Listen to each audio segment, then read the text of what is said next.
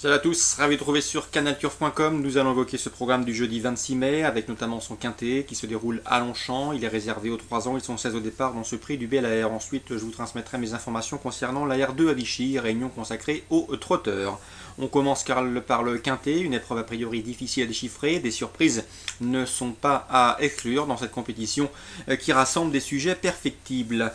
J'ai toutefois retenu en tête de ma sélection, le numéro 2, Victorina. Il vaut mieux que ne l'indique son classement brut dans l'une des courses références disputées le 30 avril à Longchamp. Ce jour-là, elle était devancée par le numéro 6, Rageur, et le numéro 15, Prince Verdé, qui se classaient respectivement 2e et 3e d'un quintet disputé sur 1600 mètres. Victorina, il faut la racheter. Pourquoi? Eh bien, parce qu'à Saint-Cloud, fin mars, elle avait tracé une fin de course des plus encourageantes. Elle avait fini en trompe pour se classer 3e. Confiée à Olivier Pellier, cette pensionnaire de Carlos Lafont-Parias me semble en mesure de remettre les pendules à l'heure, a fortiori avec ce bon numéro dans les stalles. Ensuite, le 11, Funon, il a été remonté de 3,5 kg suite à son dernier succès et récent succès à Longchamp. Il n'en conserve pas moins une chance, tout du moins pour les places. Le 7 est Storming Honor, présenté par Luis Sarbano-Grales, un cheval qui a déjà montré de la qualité en Espagne, mais également en France. Il débute ici dans les handicaps avec de légitimes prétentions. Le numéro 9, Singapore Joy, attention à cette pouliche, elle a pour elle de l'expérience, présentée par Henri Pantal, un bon numéro dans les stalles, il faut s'en méfier. Et attention aussi au numéro 12, Bungur, qui a rejoint dernièrement les box de Michael Deslang, après avoir longtemps côtoyé ceux de Richard Gibson. Ce cheval a prouvé à diverses reprises qu'il était compétitif dans ce genre de tournoi, donc méfiance, confié à Thomas Vett, et avec ce bon numéro dans les stalles, il peut venir corser les rapports, ce qui donne un résumé chiffré pour ce quintet ouvert à mes yeux.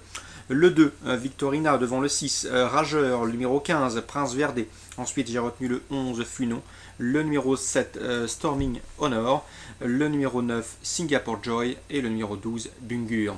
Concernant Vichy, comme je vous le disais, dans la deuxième information intéressante concernant la pensionnaire d'Uglévec, le 102, Taiga de Liton. Uglévec nous l'avait recommandé la dernière fois à Caen.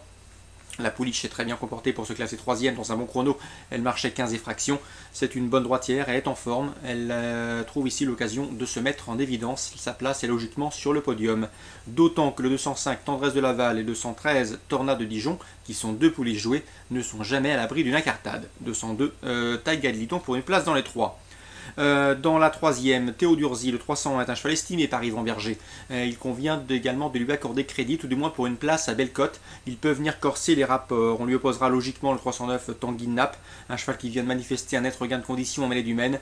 Son jour est proche, en tout cas il ne devrait plus tarder à renouer avec le succès. C'est un pensionnaire de Jean-Michel Bazir.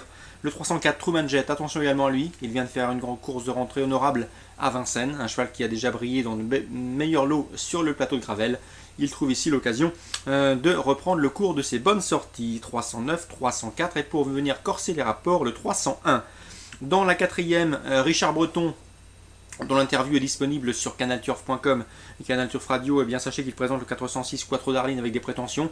Le cheval vient de s'imposer dans un quintet sur ce parcours. Ce n'est pas la distance et le changement de distance qui lui posera de problème. Il faut juste lui masquer les forces, un attentiste qu'il faut ménager dans un parcours. S'il a le bon parcours, justement, il est capable une nouvelle fois de répéter et en tout cas de finir à l'arrivée. C'est la confiance, le cheval est au mieux. 406 Quattro d'Arline.